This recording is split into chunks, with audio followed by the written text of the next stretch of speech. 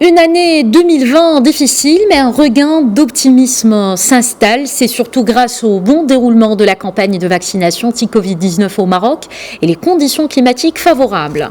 Le Conseil de Banque el-Maghrib a publié une analyse sur l'évolution de la conjoncture économique et sociale au niveau international et national à l'issue de sa première réunion trimestrielle de l'année 2021. On y revient ce soir avec l'analyste économique Driss Essaoui. Bonsoir et merci d'être avec nous.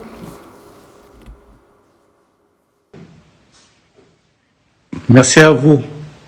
D'abord, quelles sont les principales conclusions du Conseil de Banque el-Maghrib publiées justement mardi concernant l'économie marocaine, Driss Essaoui?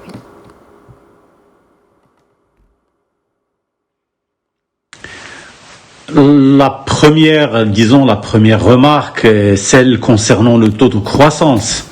D'abord, on va s'intéresser au taux directeur parce que Banque el-Maghrib a maintenu ce qu'il avait déjà annoncé, un taux directeur de 1,5 qui est un taux relativement acceptable par rapport aux banques parce que le taux directeur est une valeur référence à laquelle se réfèrent ceux qui prêtent l'argent ou ceux qui veulent emprunter de l'argent. Ça donne, si vous voulez, un certain équilibre à ce niveau-là. Alors, les principales conclusions, comme vous l'avez dit, nous avons une économie qui a souffert de 2020. Parce que là, il y a la crise sanitaire, il y a également donc le Covid-19 qui nous a empêché de faire les résultats dont nous avons l'habitude. Et le Maroc a souffert sur le plan de la croissance économique parce que nous avons perdu beaucoup de points. Et à ce niveau-là, Banque el-Maghrib, quand il prévoit aujourd'hui, il prévoit quelque chose comme 3,5%, ce qui est un taux relativement intéressant si on regarde un peu les autres chiffres qui concernent l'évolution de l'économie marocaine. D'accord. Alors, parlons maintenant de l'impact de cette conjoncture. Cet impact va-t-il se limiter au cercle monétaire ou il aurait aussi des répercussions sur d'autres compartiments de l'économie marocaine ?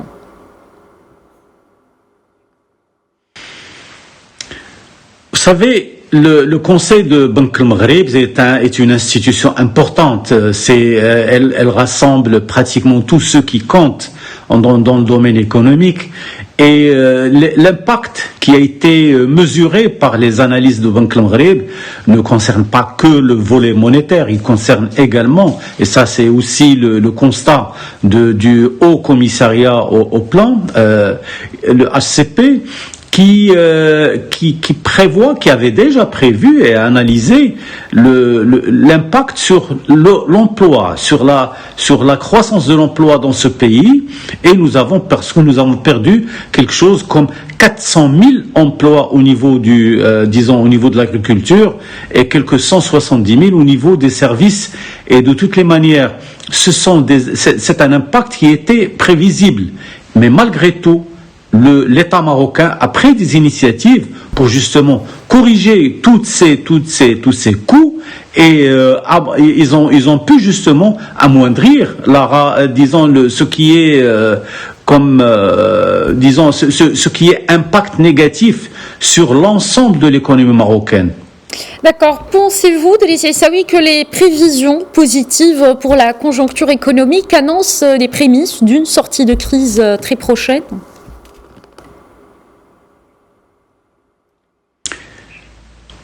Disons, une sortie de crise, c'est très probable parce que nous avons parlé de 2021-2022.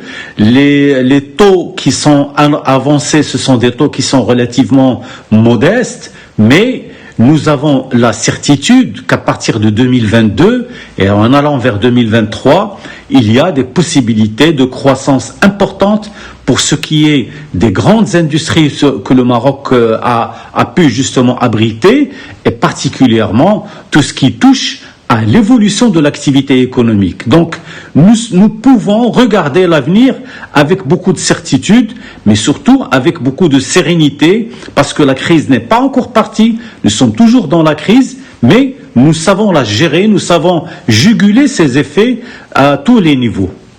Encore merci beaucoup à l'analyste économique Driss Issaoui. Merci pour toutes ces explications. Vous étiez en direct avec nous depuis Rabat.